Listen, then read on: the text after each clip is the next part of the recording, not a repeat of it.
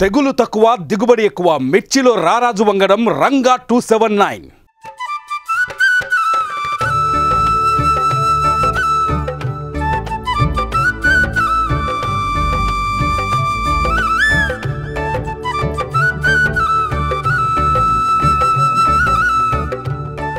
Welcome to Suman TV. నేను కిరణ్. ప్రస్తుతం ఇప్పుడు ఎండాకాలం అయితే మొదలైంది. ఎండాకాలం అంటే అసలు బయటికి రావాలంటే చాలా మటుకు ఎవరైనా కానీ గొడుగులు కానీ టోపీ కానీ పెట్టుకుంటే బయటికి రారు. ఇప్పుడు ప్రస్తుతం మనం ఎమ్మినూరు నియోజకవర్గంలోని అంటే ఆదోని రోడ్లో ఉన్నాం. మెయిన్ రోడ్ ఇది. ఎండలైతే బాణుడు బగబగా అనిపిస్తుంది. ఇప్పుడు పక్కనే పంట పొలాలు చూద్దాం. ఇక్కడ పక్కనే పంట పొలాలు అంటే బొప్పాయి తోట వేశారు. బొప్పాయి తోట కూడా దీనికి ఎండ తగలకూడదు అని చెప్పేసి చీరలు మొత్తం చుట్టారు. అంటే ఎక్కడ చూడలే ఫస్ట్ టైం ఇక్కడ. అంటే బొప్పాయికి కూడా ఎండ తగలకూడదు అని చెప్పేసి ఇక్కడ రైతులు అయితే చీరలు కట్టారు. మనం చూస్తాం మొత్తం ప్రతి బొప్పాయి చెట్టుకి ఒక చెట్టుకి మొత్తం చీరలు అయితే మొత్తం వేసారంటే ఎందుకు చీరలు కట్టారంటే ఎండ తగిలితే మొత్తం ఏదైతే కాయ ఉందో అంటే అది తెల్లగా మారిపోయి ఒక రకమైన షేప్ కూడా మారిపోతుంది. ప్రస్తుతం మనం చూద్దాం సరే బొప్పాయి పంటలో ఆ ఎండ తగిలితే ఎలా ఉంటుంది, లేదంటే చీరలు కట్టినాక బొప్పాయి పంట ఎలా ఉంటుందో మనం చూపించే ప్రయత్నం ఉత్సవం చేద్దాం. ఇప్పుడు ఇవన్నీ చీరలు కట్టారు. ఈ మొత్తం ఈ 2 పొలాలు చీరలకు అయితే కట్టారు. చీరలు కట్టని చోట అంటే ఏదైతే బొప్పాయి చెట్టుకి చీర కట్టకపోతే అది ఎండ తగిలిన చోట ఏంటంటే కాయ ఇప్పుడు చూస్తున్నారు. ఇది ఎండ తగిలింది. ఎండ తగిలితే ఈ షేప్ అంతా ఇది మొత్తం తెల్లగా మారి మొత్తం బెండ్ అయిపోతుంది. ఇంకా స్టార్ట్ కాలేదు. ఇట్లా చాలా కాయలు కూడా ఉన్నాయి, బెండ్ అయిపోయే ఆస్కారాలు ఉన్నాయి. మొత్తం మీద ఎన్ని ఎకరాలు అంటే మొత్తం మీద చుట్టుపక్కల అనేక మంది రైతులు చాలా ఎన్ని ఎకరాలు వేసినా కూడా ప్రతి ఒక్కరు కూడా ఎకరాలు కూడా ఇక్కడ మొత్తం చీరలు అయితే కట్టారు. మొత్తం చూస్తున్నాం. మొత్తం చాలా చీరలు కూడా మొత్తం ఇక్కడ బొప్పాయి తోటకి మొత్తం కట్టేశారు. ప్రస్తుతం ఇక్కడ రైతులు కూడా ఉన్నారు. ఈ తోటలో ఏదైతే పంట సాగు బాగా వచ్చిందో ఆ సాగును కూడా వెంటనే స్పాట్ లోనే అంటే ఈ బొప్పాయి పంటను వెంటనే ఇక్కడే మొత్తం కోత కోసిన వెంటనే ఇక్కడ కూడా అమ్మే ఆస్కారాలు కూడా ఉన్నాయి, అమ్ముతున్నారు కూడా. మనం చూసాం సార్ ఇక్కడ రైతు కూడా ఉన్నారు.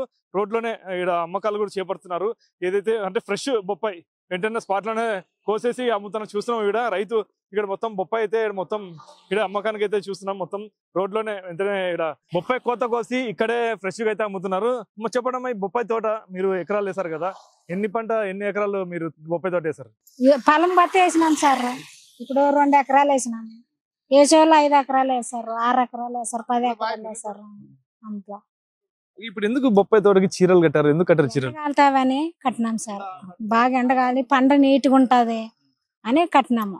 ఒకవేళ చీర కట్టకపోతే ఎండ తగిలితే ఏమవుతుంది? కొద్దిగా వడగాయ లెక్క వస్తుందని అట్లా.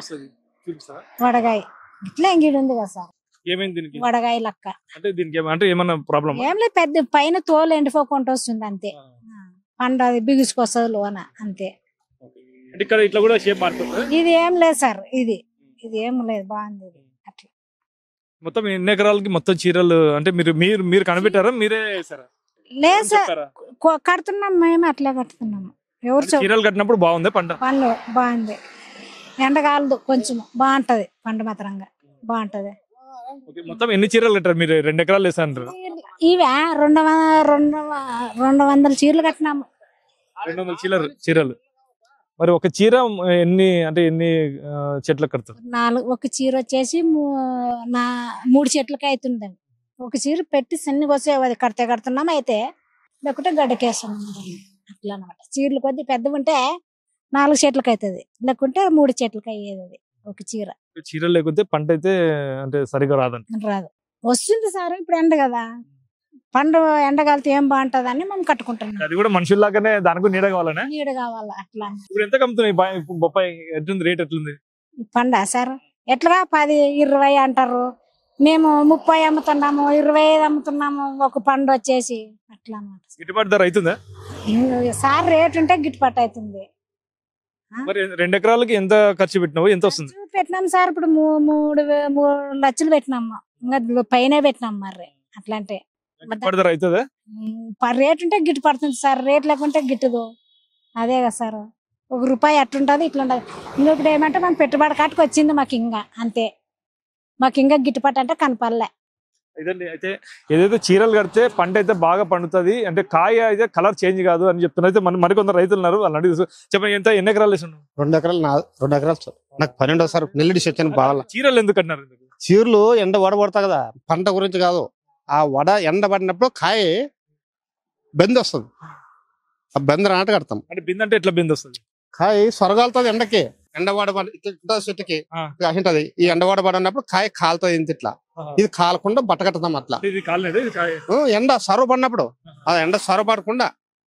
అంటే ఇప్పుడు చీరలు పెట్టినప్పుడు నుండి బాగుంది పంట. ఇది కొంత ఉడిపోయేది కదా, ఉడిపోతేనే ఎండ సొర పడుతుంది. అది ఎండ సొర పడినప్పుడు బట్ట కడతాం. ఇప్పుడు చీరలు కట్టినప్పుడు అయితే పంట బాగా వస్తుంది. పంట వచ్చి రావడానికి కాదు కట్టినది, అవి ఎండ తగలనట్లా. అదే చీర కట్టినప్పుడు కాయ బాగుంది అంటే చెడిపోకుండా చెడుపును బాగుండట్లా. మంచి నువ్వు ఏడుకుంటావు, ఎండకు వచ్చి ఎట్లా కసిపిస్తుంది ఇట్లా, అది నేడుకుండాల. లేదంటే అయితే అంటే కాయ అయితే అంటే పంట అయితే బాగా పండుతుంది, కానీ ఎండ వల్ల ఏదైతే కాయ ఉందో ఈ నల్ల బారిపోతుంది. అంటే ఆ ఎండ వరకు అని చెప్తే ఆ చీరలు కట్టినందుకైతే ఈ కాయ అయితే చీరలు కడితే మటుకు మంచి కలర్ తో అంటే ఎలాంటి చెడిపోకుండా అయితే పంట వస్తుందని చెప్పేసి ఇక్కడ రైతులు చెప్తున్నారు. ఇది ఇక్కడ పరిస్థితి. కెమెరా పర్సన్ నాగోతో కిరణ్, సుమన్ టీవీ, ఏమంగళూరు.